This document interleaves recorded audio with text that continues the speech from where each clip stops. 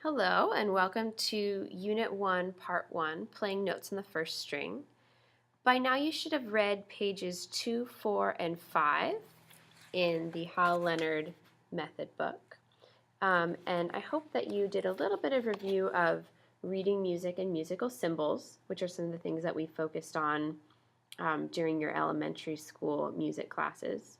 I hope that you took a moment to review the names of line notes and space notes, and also that you feel very comfortable with these rhythms: whole note, half note, and quarter note. Remember, a whole note gets 4 beats, half note is held for 2 beats, and a quarter note gets 1 beat when you play. If that doesn't feel familiar enough, please go back and take a look at this page or ask Ms. Batten for help. If that makes sense, then let's go on to playing notes on the first string. So again, the first string is our smallest string with the highest sound. It's also known as the high E string. On the first string, we're going to be playing 3 notes in what's called the first position. And the first position is when your hand is up at the very top of the neck and each finger is assigned a fret. So your pointer finger gets assigned the first fret, middle finger second, ring finger third, and pinky in the 4th fret. And this is our first position. On the first string, we're going to learn E, which is just open. The string is called the high E string, and when you play it with no fingers down, E is the note that you get. The next note we're going to learn is F, which is first finger, first string, first fret, followed by G, which is third finger, third fret on the first string. All together, you'll hear E, F, G. Now when you play these first few notes, a couple things to remember.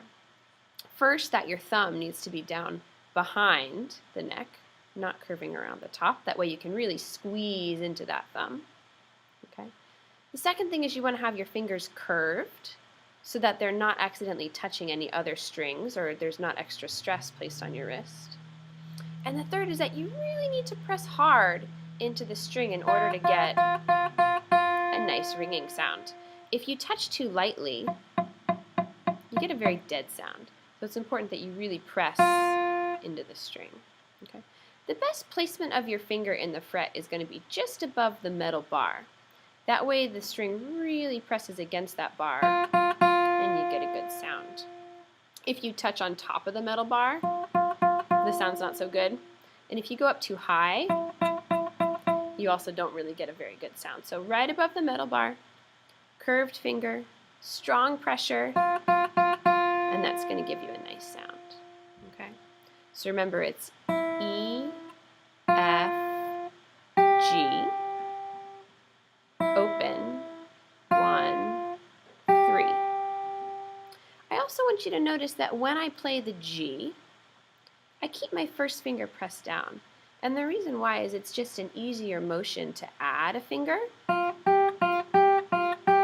than to flip-flop.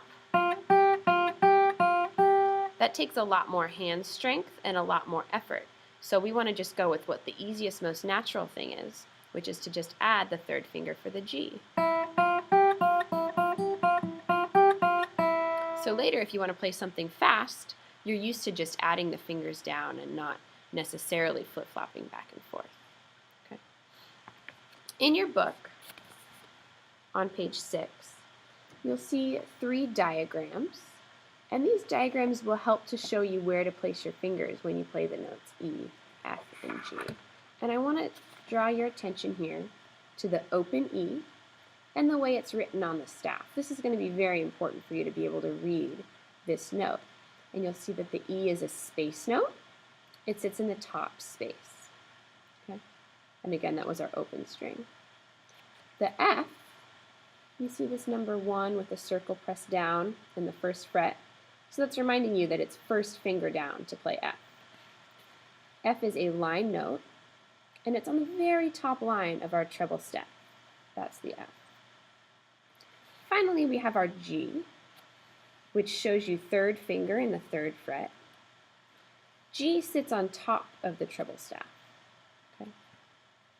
E, F, and G. And there's some pictures here too to help you remember as you practice. Refer back to these diagrams and pictures very often as you practice, because as you begin to read the notes, okay, you may have to kind of match up the note with the fingering diagram, and that's okay. Okay? Work through the first exercises slowly so you really get comfortable reading these first 3 notes.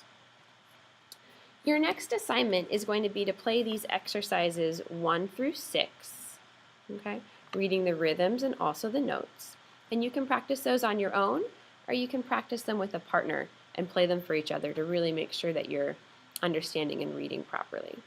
After you're done with that, and I'll check in with you as you go, you're going to learn the song's Spanish theme, and that's going to be your first playing assignment for me, to learn how to play and perform Spanish theme. It does not have to be from memory. I want you reading the notes, okay? You might have to go slow through at first and continue to match the notes up with the diagrams, okay? And that's okay. The more you practice and the more you play it, the easier it will get.